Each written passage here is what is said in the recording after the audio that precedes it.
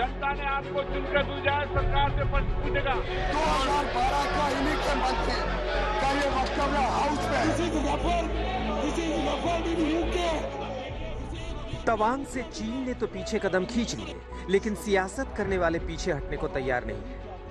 सबूत है ये तस्वीर, जहां विपक्ष ने पहले तो सदन की कार्यवाही रोकी, फिर बापू की प्रतिमा के आगे विरोध पर उतरे।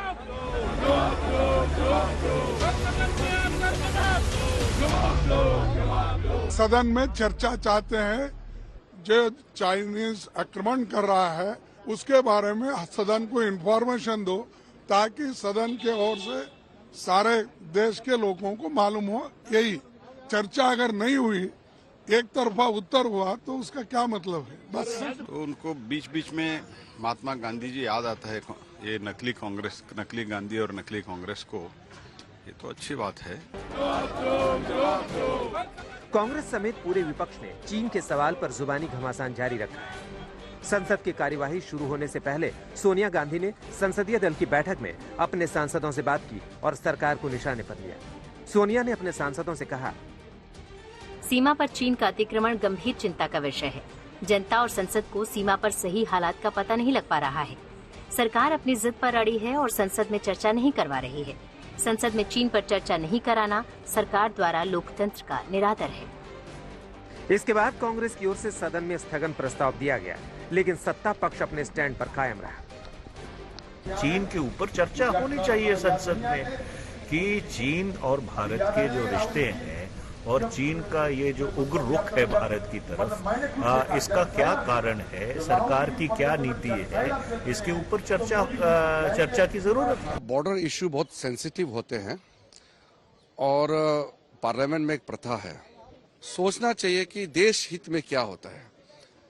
कोई संवेदनशील मुद्दा को राजनीतिक मुद्दा बना करके देश के सामने में इसको उछालेंगे और गुमराह करेंगे, ये अच्छी बात नहीं है। संसद में गतिरोध जारी है, कभी सदन के भीतर हंगामा तो कभी बाहर। विपक्ष चर्चा से कम पर तैयार नहीं और सत्ता पक्ष चर्चा के लिए तैयार नहीं। गतिरोध दूर करने के लिए लोकसभा के स्पीकर ने सभी पार्टियों के फ्लोर लीडरों के साथ बैठक की। बैठक में विपक्ष की सारी पार्टियों ने सहयोग का भरोसा तो दिया, लेकिन चर्चा की मांग से हटे नहीं। ये सवाल पूछना लाजमी है कि आप एक तरफ आत्मनिर्भर भारत की बात करते हैं, दूसरी तरफ हम बॉर्डर पे इस तरीके का विवाद देख रहे हैं और आप इसके बारे में चर्चा नहीं करने दे रहे हैं। क्या हमारे सैनिकों को और हमारी सैनिकों की तरफ जिम्मेदारी नहीं है कि वो बार बार बॉर्डर पे लड़ रहे हैं, निहत्थे कभी कभी लड़ते हैं, कभी मुश्किलों का सामना कर रहे हैं और हमारी जो सरकार है उनकी किसी तरीके की जवाबदेही नहीं दे रही है। सरकार क्यों उससे भाग रही है और अगर सरकार उस पर चर्चा कराने में कोई ऐतराज क्यों है, और अगर कोई ऐतराज है तो इसका मतलब है कि दाल में कुछ काला है, इसलिए सरकार चर्चा नहीं करना चाहती। जिस दिन से तवांग की खबर आई है, उस दिन से संसद के दोनों सदनों में विपक्ष का हंगामा जारी है। रक्षा मंत्री दोनों सदनों में तवांग को लेकर बयान दे चुके हैं, फिर भी विपक्ष चर्चा की मांग पर अड़ा है।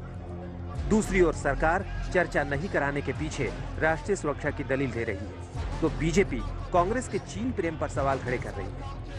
प्रयास केवल एक रहता है कि जब हमारी वीर सेना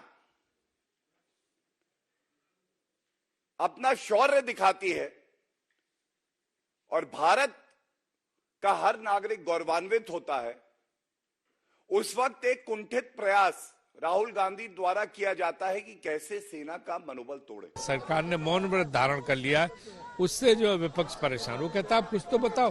पूरा देश चीन के इस मामले पर, सीमा सुरक्षा के मामले पर आपके साथ है, हमारे सेना के जवानों के साथ है सारा विपक्ष, तो आपको फिर जो है इस पे चर्चा कराने से क्या गुरेज है।